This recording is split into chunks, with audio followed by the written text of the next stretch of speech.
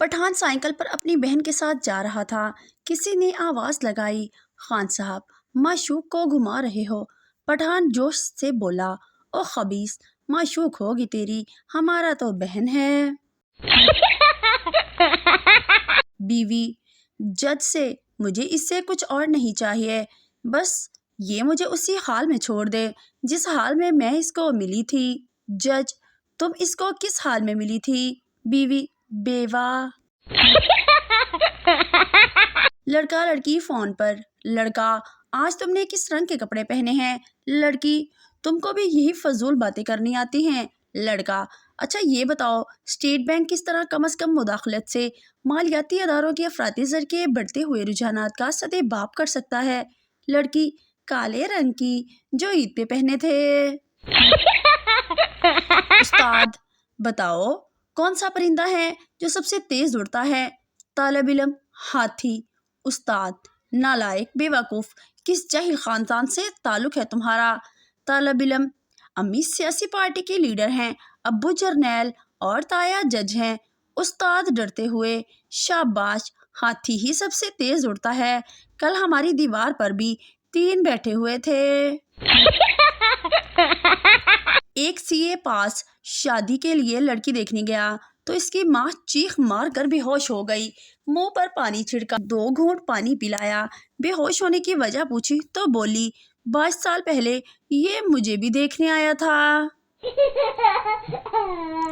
جب گھی سیدھی انگلی سے نہ نکلے تو گھی کے ڈبے کو گرم کر لیں، ہر چیز میں انگلی ڈالنا ضروری تو نہیں۔ کسی کی زندگی کی قیمت کا اندازہ اس کی موت کے بعد ہی ہوتا ہے، جیسے زندہ مرغی 250 روپے کلو اور چکن کڑھائی 700 روپے کلو۔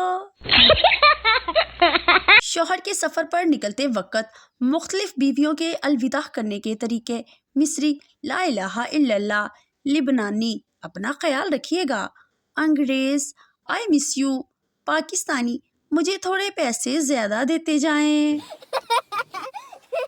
بیوی، جب میں گانا گاتی ہوں تو آپ بالکنی میں کیوں چلے جاتے ہیں؟ شوہر، تاکہ محلے والے یہ نہ سمجھیں کہ میں تمہارا گلا دبا رہا ہوں۔ بیوی آسمان پر ستارے دیکھتے ہوئے بولی، وہ کون سی چیز ہے جو تم روز دیکھتے ہو لیکن توڑ نہیں سکتے؟ شوہر غصے سے، تمہارا منہ۔ میدھے کا انتقال ہو گیا۔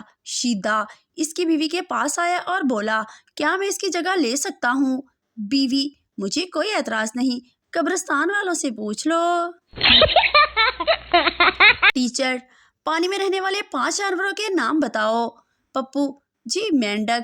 ٹیچر، شاباش، باقی 4 بھی بتاؤ۔ پپو، مینڈک کا بھائی، مینڈک کی ماں، مینڈک کا باپ، مینڈک کی بہن۔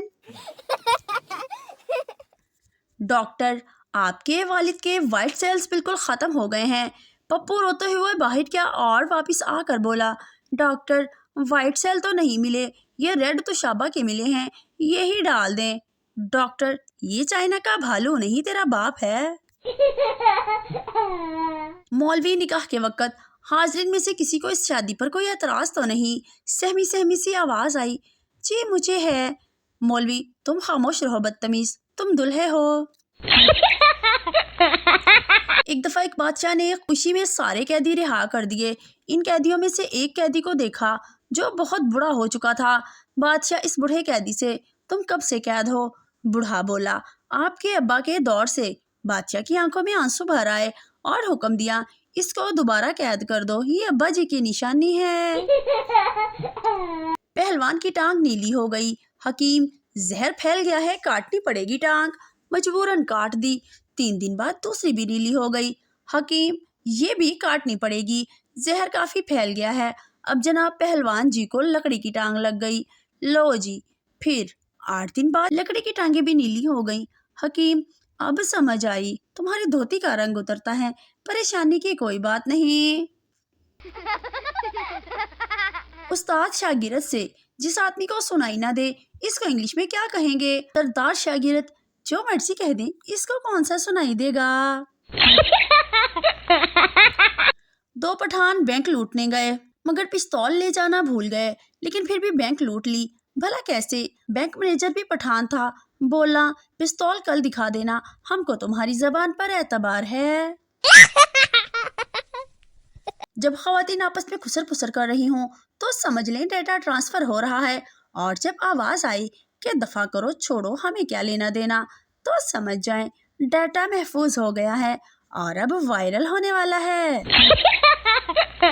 इंग्लिश माँ, गुड नाइट डियर। हिंदुस्तानी माँ, सुबह रात्रि बेटा। पंजाबी माँ, सो जा बगैरत। फोन वाली माँ नाल सवेरे गल कर ली, रख दे अपने प्यो नू। एक औरत ने अपनी सहेली से पूछा, तुम अपने शौहर से किस तरह पैसे बटोर लेती हो? दूसरी सहेली, जब हमारे यहाँ झगड़ा होता है तो मैं इन्हें धमकी देती हूँ कि मैं अपनी मैके चली जाऊंगी, वो मुझे हर बार किराया दे देते हैं और मैं नहीं जाती। बीवी रात को देर से घर आई और चुपचाप बेडरूम का दरवाजा खोला तो देखा कि कंबल में 2 की बजाय 4 टांगे नजर आ रही हैं। इसने क्रिकेट का बैट उठाया और जोर जोर से मारना शुरू कर दिया। जब मार मार कर थक चुकी तो पानी पीने के लिए किचन में गई तो देखा इसका शौहर बैठा वहां मैगजीन पढ़ रहा था। शौहर बोला, तुम्हारे अम्मी अब्बू आए थे, मैंने इनको बेडरूम में सुला दिया है, जाकर मिल लेना, बहुत याद कर रहे थे तुम्हें। नतीजा, और करो शक और देखो स्टार प्लस। रिजल्ट का दिन था। पप्पू ने दोस्त से कहा, मेरे अब्बू मेरे साथ खड़े हैं, तुम जाओ और रिजल्ट देख कर आओ। अगर मैं एक पेपर में फेल हुआ तो कहना एक मुसलमान भाई सलाम कहता है, अगर 2 में फेल हुआ तो कहना मुसलमान भाई सलाम कहते हैं। दोस्त गया और थोड़ी देर बाद वापस आकर बोला, पूरी उम्मत मुसलमान तुम्हें इस्लाम कहती है।